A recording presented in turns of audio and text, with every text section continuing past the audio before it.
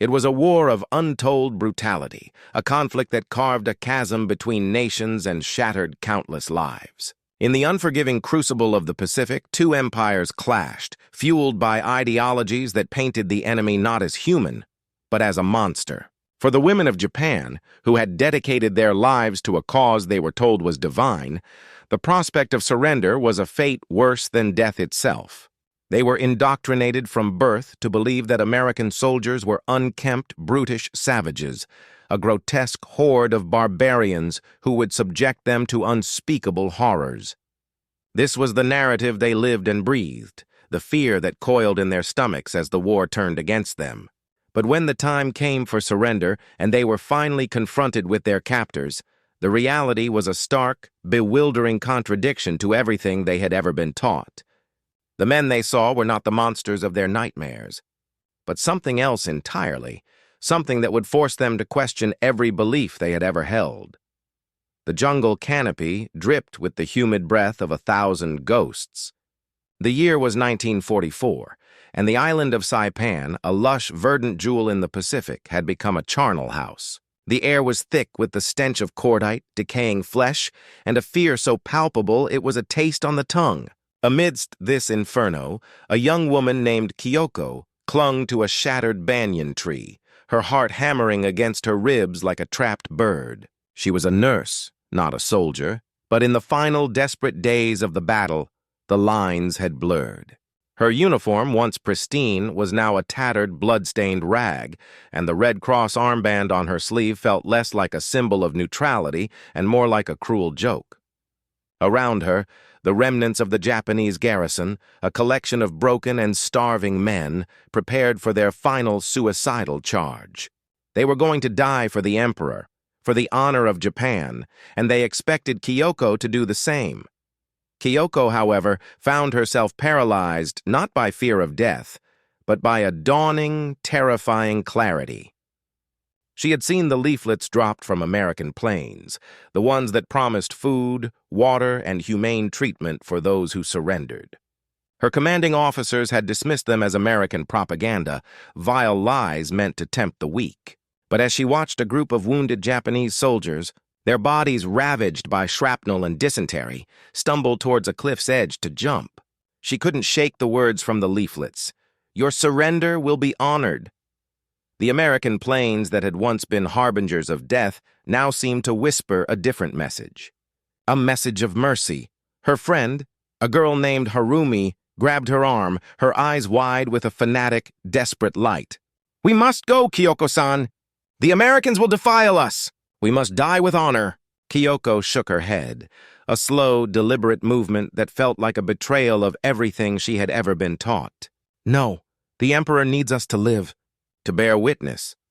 She wasn't entirely sure she believed the words herself, but they were the only ones she had. She was a woman and a nurse, and her purpose, she decided in that moment, was to preserve life, not to squander it in a futile ceremonial death. As the final banzai charge began, a guttural, terrifying roar echoing through the jungle, Kyoko made her decision. She would not die here. She would live.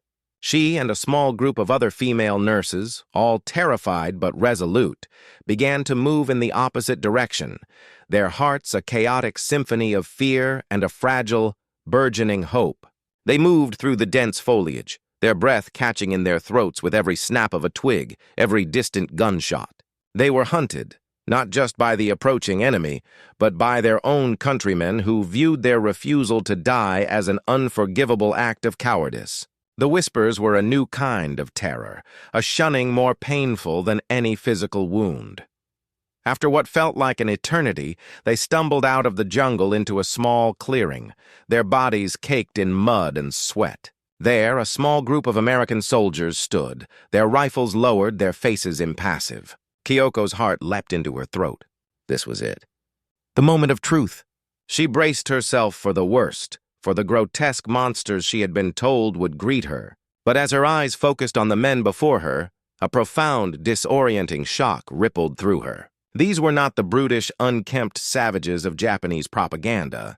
They were young men, clean-shaven, their uniforms a crisp, unfamiliar green. And they were tall taller than any Japanese man she had ever seen. Their faces, though tired and smudged with dirt, were not monstrous. They were simply faces. And in their eyes, she saw not the glint of a barbarian's cruelty, but something she had never expected to find in the gaze of an enemy, a flicker of weary recognition, a shared humanity. One of the soldiers, a lanky private with an impossibly young face, took a cautious step forward, his hands held out in a gesture of peace. The words he spoke were foreign, but the meaning was clear. He was offering them something. Something to drink. He held up a canteen. Kyoko stared at him, her mind a blank slate of incomprehension. She had been taught that these men would torture her, rape her, and kill her. But he was offering her water. This was not the war she had been told about. This was not the enemy she had been prepared to face. It was the first of many shocks that would dismantle her world, piece by excruciating piece. As the American soldier gently helped her to her feet, his touch surprisingly careful, Kyoko felt a chasm open in her understanding. A chasm between the lies she had lived by and the bewildering reality unfolding before her. She was a prisoner of war. But what did that even mean when her captors were a mystery to her and the future was an unwritten page? As she looked at the tall, handsome man who had just saved her life, a question echoed in the sudden, jarring silence of her mind. What would happen to her now? The journey from the Saipan battlefield to the American POW camp was a blur of surreal images for Kyoko. She and the other nurses were loaded onto the back of a canvas-covered truck, the jarring motion a constant reminder of their new reality. They were surrounded by American soldiers, their faces a mixture of curiosity, exhaustion, and an unnerving detachment. Kyoko found herself unable to look away from them. Their height was a source of endless fascination. They seemed to loom over everything, their broad shoulders and long legs a stark contrast to the slighter, more compact build of the Japanese men she had known her entire life. Their uniforms were clean, their boots polished. They didn't have the gaunt, haunted look of the men in her own army. They were well-fed, well-equipped, and frighteningly efficient. The POW camp itself was a revelation. It was not the barbed wire hellscape of her nightmares, but a collection of canvas tents neatly arranged in rows. There were latrines, a medical tent, and a surprisingly organized mess area. They were given clean blankets and new clothes, simple, nondescript dresses that felt alien against their skin. The food was another shock. It was plentiful and varied, a feast compared to the meager rations of rice and fish they had survived on for months. Kyoko sat in her tent, a bowl of hot soup in her hands, and felt a profound, stomach-churning guilt. Her countrymen were starving and dying in the jungle, and here she was, eating to her heart's content, a guest in the enemy's house. The American soldiers assigned to guard them were a source of constant, unsettling observation. They were almost without exception impossibly tall. One in particular, a young sergeant named Miller, stood out. He had eyes the color of a summer sky, and a smile that seemed to crinkle the corners of his eyes. He spoke to them in a slow, patient cadence, his words a jumble of sounds that Kyoko could not understand, but his gestures were clear. He was trying to be kind. He would bring them extra rations, show them how to work the hand pump for water, and even tried to teach them a few basic English words. "Hello," he would say. "Friend." The other women were divided in their response. Some, like Harumi, remained suspicious and hostile. They saw Miller's kindness as a trap, a ploy to gain their trust before the inevitable cruelty began.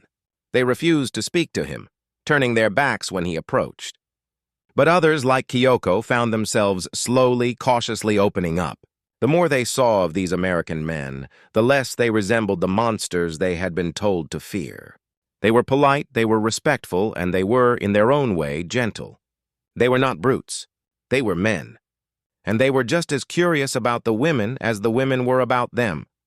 Miller, in particular, seemed fascinated by Kyoko. He would stand at a respectful distance, watching her as she helped the other women with their tasks, his gaze not predatory but thoughtful. One day he approached her, his hands held out, and offered her a small brown paper bag. Kyoko hesitated, her heart a drum solo of anxiety. Was this it? The beginning of the end? She took the bag, her fingers trembling, and opened it. Inside were two small red apples. Apples. A fruit she had not seen in years. A symbol of a world that felt impossibly distant. She looked up at Miller, her eyes wide with bewilderment. He simply smiled, a genuine warm smile that reached his eyes. "For you," he said, the words as soft as a promise. "From my home." Kyoko held the apples in her hands, their smooth, cool skin a physical manifestation of this new, confusing reality. This was a man who had fought against her country, who had seen his friends die at the hands of her countrymen. And yet, he was offering her a piece of his own life, a simple gesture of kindness that transcended the brutality of the war. It was a moment that shattered the last remaining pieces of her indoctrination. The enemy wasn't a faceless monster. The enemy was a tall, handsome man who liked to eat apples and had a kind smile. But the kindness, the apples, the clean clothes, and the plentiful food all created a new kind of internal war for Kyoko. She was torn between her loyalty to her homeland and her dawning appreciation for the men who had captured her. The other women noticed her growing comfort with the Americans, and they began to whisper. They called her a collaborator, a traitor. Harumi, her former friend, spat at her feet one afternoon, her eyes filled with a venomous rage. "You are forgetting your duty, Kyoko-san," she hissed. "They are the enemy. They will use your weakness against you." Kyoko wanted to argue, to explain that it wasn't weakness, but a recognition of a shared humanity. But the words died in her throat. She knew that her path was her own, a solitary journey into a world where everything she had ever known was a lie. The camp was a paradox, a place of peace in the middle of a war, a place of kindness born from brutal violence. She was a prisoner, yes, but she was also, for the first time in a very long time, safe. As the sun set over the camp, painting the sky in shades of orange and pink, Kyoko took a bite of her apple. It was crisp, sweet, and unbelievably delicious. It was a taste of America, a taste of a world she had never imagined. And it was a taste of the future. A future that was no longer a bleak, terrifying void, but an unknown and frightening, yet somehow hopeful possibility. As the days turned into weeks, the women settled into a strange rhythm of life in the camp. They were still prisoners, but they were not captives. And Kyoko, despite the condemnation of her peers, felt a quiet curiosity bloom within her, a hunger not just for food, but for understanding. What more could she learn about these men? And what, she wondered, would they learn about her? The daily routine of the POW camp became a strange new normal. The women were given tasks to keep them occupied, from mending clothes to tending a small vegetable garden. The work was simple, but it was a welcome distraction from the weight of their situation. For Kyoko, the garden became a place of solace. The feel of the dirt under her fingernails, the sight of a new sprout pushing through the soil. It was a tangible, living thing in a world that had become so abstract. She was not a nurse on the battlefield, but a simple gardener, and in the small, contained world of the camp, that was enough. Sergeant Miller, the young American guard, often came to the garden. He didn't speak much, simply watched her work, his hands tucked into his pockets. He would sometimes point to a plant, ask a question in his broken, halting Japanese, and Kyoko would answer, her own English just as fractured. The language barrier was a challenge, but it also became a kind of freedom. They could communicate in a way that words sometimes obscured, with gestures, with smiles, with a shared, comfortable silence. They learned about each other's families, their favorite foods, their dreams for a future that seemed impossibly far away. Kyoko learned that Miller had a farm in a place called Iowa, a place of cornfields and quiet roads. He showed her a small, creased photo of his sister, a smiling girl with a braid down her back. Kyoko, in turn, found herself talking about her mother, a woman who had taught her to sew and to appreciate the beauty of a simple flower. Their tentative friendship was not well received by the other women. Harumi's hostility grew into a cold, resentful silence. She would not speak to Kyoko, and she encouraged the other women to do the same. They saw Kyoko's interactions with Miller as a betrayal, a sign of her weakness, and her increasing assimilation into the enemy's world. They believed she was losing her Japanese soul, shedding her identity like a snake sheds its skin. The isolation was a deep, aching loneliness. She was an outcast in her own community, a stranger to the women she had shared a battlefield with. But Miller's presence, his quiet kindness, was a balm to the wound. One afternoon, a new group of Japanese prisoners arrived at the camp, a collection of gaunt, exhausted men who had been captured in the final days of the battle. They were a terrifying reminder of the war's brutality, their bodies covered in scars and their eyes filled with a haunting emptiness. Among them was an older man, a colonel, who had seen Kyoko tending the garden. He approached her, his face a mask of contempt. "Are you a comfort woman? A traitor to the emperor?" He hissed in a low voice, his words laced with a poisonous accusation. "You consort with the enemy, a shame upon your family." The words were a physical blow. Kyoko's hands froze, the dirt-stained trowel slipping from her grasp. Miller, sensing the shift in the air, came to stand beside her, his posture protective. The colonel, seeing the tall American, flinched but held his ground. "This is not your business," he said to Miller in broken English. "This is a matter for our people." Miller, his face grim, shook his head. "She is under my protection," he said, the words a quiet but firm command. "And she is not a traitor. She is a prisoner of war, just like you."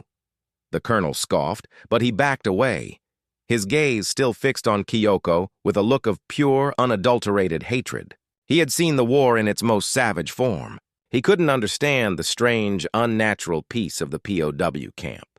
He couldn't comprehend the kindness of the enemy. And he certainly couldn't understand the relationship between a Japanese woman and a tall American soldier.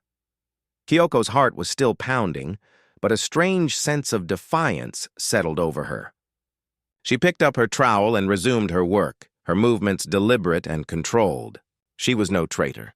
She was simply a survivor, a woman trying to make sense of a world that had been turned upside down. As she worked, she could feel Miller's presence beside her, a silent, comforting anchor in the storm of her emotions. He did not ask her what the man had said, but she knew he had understood the venom in his words. He simply stood there, a silent guardian, until the colonel and his men had moved on. Later that evening, after the camp had quieted down, Miller came to her tent.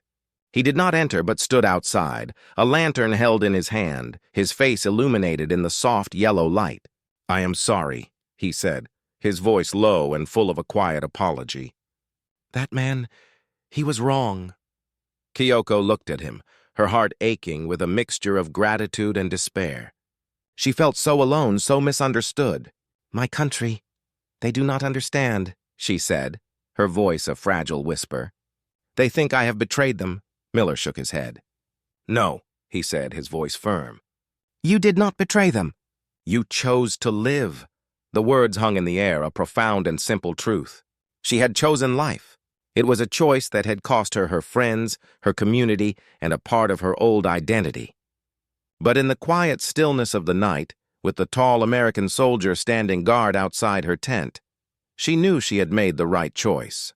She was a woman in a strange land, a prisoner in a strange peace, and a pioneer on a new, uncharted path. She had walked through the fire of war and emerged not as a monster, but as a human being. But the road ahead was not clear. The war was still raging, and the peace of the camp, she knew, was a fragile thing. What would happen when the war finally ended? What would become of her? A woman who had found a strange kind of home in the heart of the enemy. As the weeks turned into months, the war in the Pacific drew to its bloody, inevitable conclusion. News of the atomic bombs dropped on Hiroshima, and Nagasaki reached the camp in a trickle of hushed whispers and solemn faces. The American guards were no longer just men. They were now the harbingers of a terrifying, unimaginable power. The Japanese prisoners, both men and women, were left in a state of stunned disbelief. The surrender was not a choice. It was a foregone conclusion, a submission to a force that had obliterated entire cities in the blink of an eye. The emperor, a god in their eyes, had spoken. The war was over. For the women in the camp, the news was both a relief and a source of new, terrifying anxieties. The question that had been simmering beneath the surface, what happens now, was no longer a philosophical one. It was a question that demanded an immediate answer. What would become of them? Would they be sent back to a homeland that no longer existed? A landscape of rubble and ghosts? Would they be repatriated to a country that now saw them as traitors, as collaborators with the enemy? The POW camp, once a haven of strange peace, now felt like a temporary holding cell. The sense of routine and stability that Kyoko had so carefully built began to crumble. Harumi and the other women who had maintained their hostility towards the Americans became even more withdrawn, their faces a mask of fear and uncertainty. They saw the surrender as the ultimate humiliation, a final, unrecoverable loss of honor. Kyoko, however, found herself caught between two worlds. She was no longer a prisoner, but she was not yet free. She was an object of pity and resentment for her own people, and a figure of curiosity and kindness for her captors. Sergeant Miller, ever the quiet presence, came to her. His face was unreadable, his blue eyes holding a somber weight she had not seen before. "The war is over, Kyoko," he said, his voice low. "You will be going home soon." The words, so simple, were like a blow. Kyoko felt a sudden, profound sense of loss. The camp, the quiet garden, the tall, kind-hearted American, they had all become a strange kind of home. She had found a measure of peace here, a sense of safety she knew she would never find in the ruined landscape of Japan. "Where will I go?" she asked, her voice a fragile whisper. "What will I do?" Miller didn't have the answers. No one did.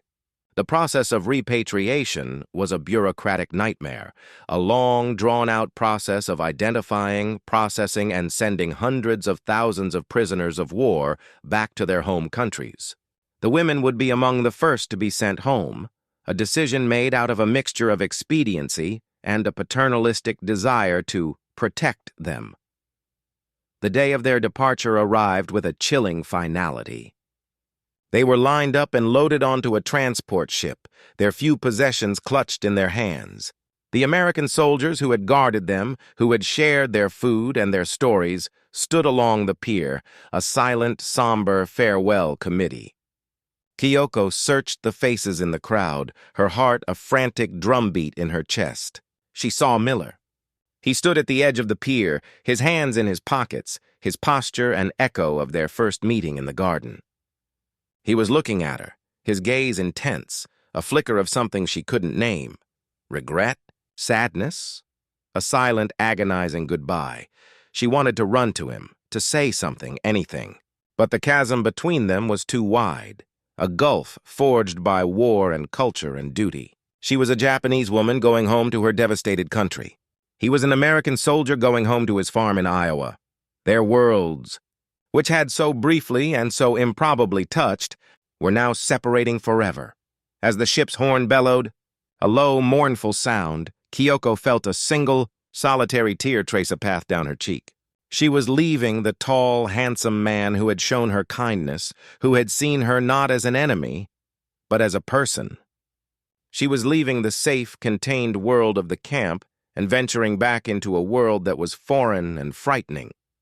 As the ship pulled away from the dock, the figures on the pier grew smaller and smaller until they were just a blur of green and khaki. Kyoko stood at the railing, her hand gripping the cold metal, a profound sense of loss washing over her. She had survived the war. She had survived her captivity. But she had no idea what lay ahead.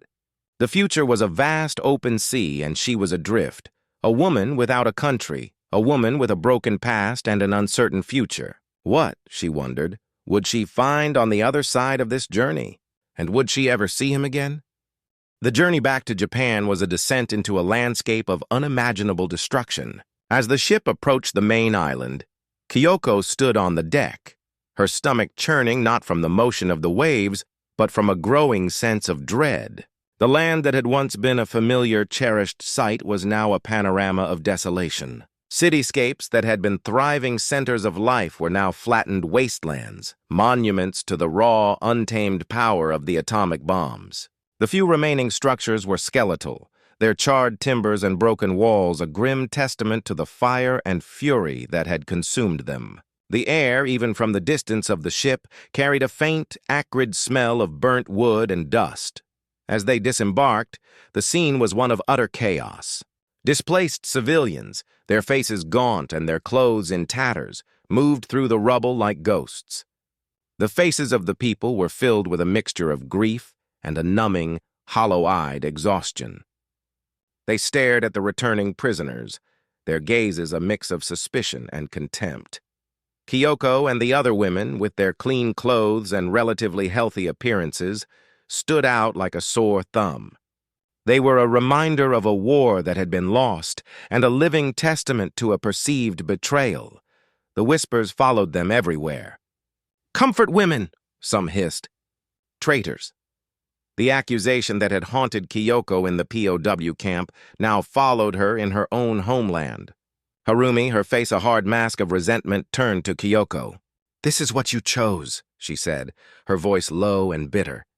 "This is the price of your survival." Kyoko had no words to defend herself. She knew that the judgment of her countrymen, born from their own unimaginable suffering, was a weight she would have to carry for the rest of her life. She was a stranger in her own country, a woman who had seen the kindness of the enemy and could no longer hate them in the way she was expected to. The tall, handsome men she had seen in America, the ones who had given her apples and treated her with respect, were a secret she had to keep, a memory that set her apart from everyone she met. She was sent to a temporary shelter, a repurposed school building where she was given a bed and a few meager rations. The days were a monotonous blur of waiting and a slow, agonizing search for her family. She wrote to them, but the postal system was in ruins and her letters went unanswered. She walked through the ghostly streets, a silent witness to the destruction, a desperate seeker of a past that no longer existed. The loneliness was a crushing weight. She missed the structured life of the camp, the simple work in the garden, and the quiet, comforting presence of Sergeant Miller. She knew it was a foolish, impossible thought, but she found herself missing the very people who had held her captive. Weeks turned into months. Kyoko found work as a cleaner in a temporary hospital, a place of constant suffering and death. She saw the true cost of the war in the faces of the sick and the wounded, and she was grateful in a painful, confusing way for the life she had been given. She was a survivor, but she was also a woman haunted by ghosts, both of the dead and of a past she could not speak of. The memory of the tall, kind men of America was a treasure she held close, a secret that gave her a strange kind of hope in a hopeless world. She wondered if Miller ever thought of her, if he ever looked at the sky and wondered what had become of the Japanese nurse who tended a small garden. One day, while cleaning the hospital's administrative office, she saw a name on a list of incoming supplies. Miller. Her heart leaped into her throat. Could it be? It was a common name, of course, but the coincidence was too jarring to ignore. She asked the hospital director about the name. He told her that an American medical team had arrived to help with the reconstruction and to provide aid. They were based in a nearby town, a place that had been spared the worst of the bombing. A sliver of hope, a fragile, trembling thing, took root in her heart. She knew it was a foolish, perhaps even dangerous idea. But she had to know. She had to see for herself. She took a day off, a single stolen day of her life, and began the long journey on foot to the town. The road was filled with people, a silent river of humanity, all moving with a grim determination. Kyoko was just one of them, a small, insignificant figure in a vast landscape of ruin.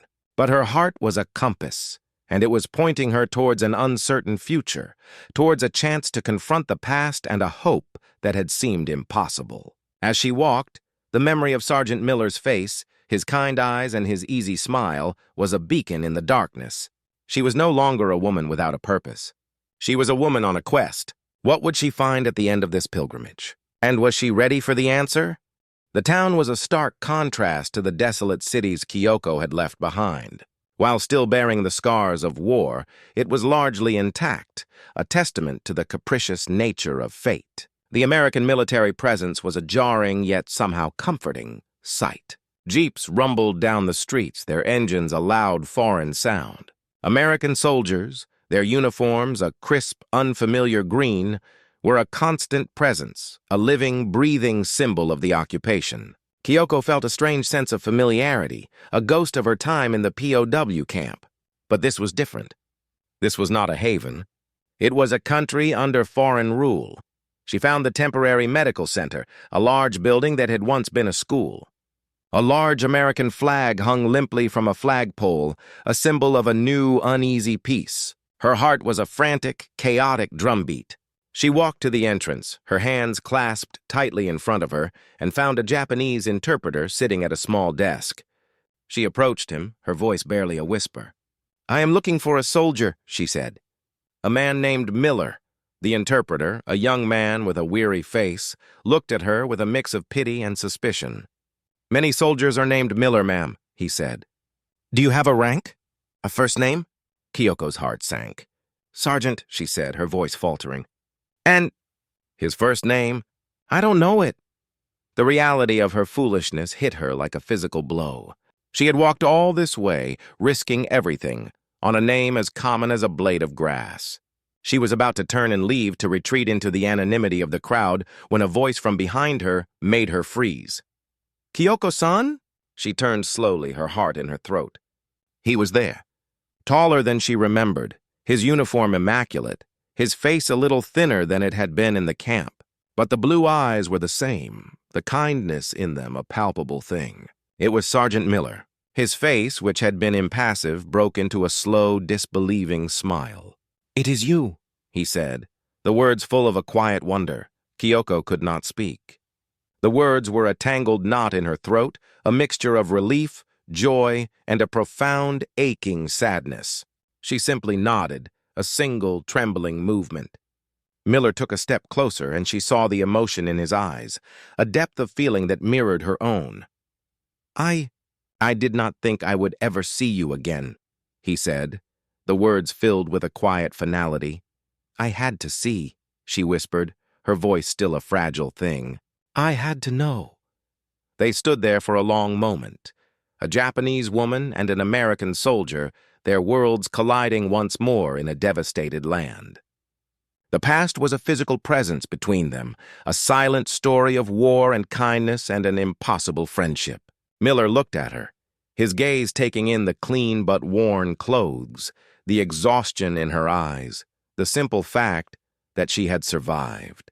"I am sorry," he said, the words a quiet apology for everything that had happened, for the devastation of her country, for the chasm that existed between them. "I am not," she said, surprising even herself. "I am here. I am alive." Miller nodded, a slow, understanding movement. He reached into his pocket and pulled out a small brown paper bag. It was the same as the one he had given her in the camp. "I brought you something," he said, a small, shy smile on his face. Kyoko took the bag, her fingers trembling, and opened it. Inside were 2 small red apples, a symbol of their impossible friendship, a small, sweet reminder of a world that had been, and a hope for a world that could be. The scene was a quiet, profound moment in the midst of a larger, more chaotic narrative. The war was over, but the work of healing had just begun. And here, in the rubble and the ruin, 2 people from different sides of a bloody conflict had found each other again. But their reunion, though a beautiful, improbable thing, also brought with it a new set of questions. What now? A friendship born in the crucible of war could not and would not be a simple thing. They were no longer prisoner and guard. They were 2 people, irrevocably changed by the events that had brought them together. But what did that mean? What was their future? They were both a world away from the quiet peace of the POW camp. And as they stood there, 2 strangers in a familiar land, they both knew that the hardest part of their story had yet to be written. The world had just ended, and now, for the first time, it was their turn to rebuild. But could they build a life together, in a world that would never understand their connection? Tools.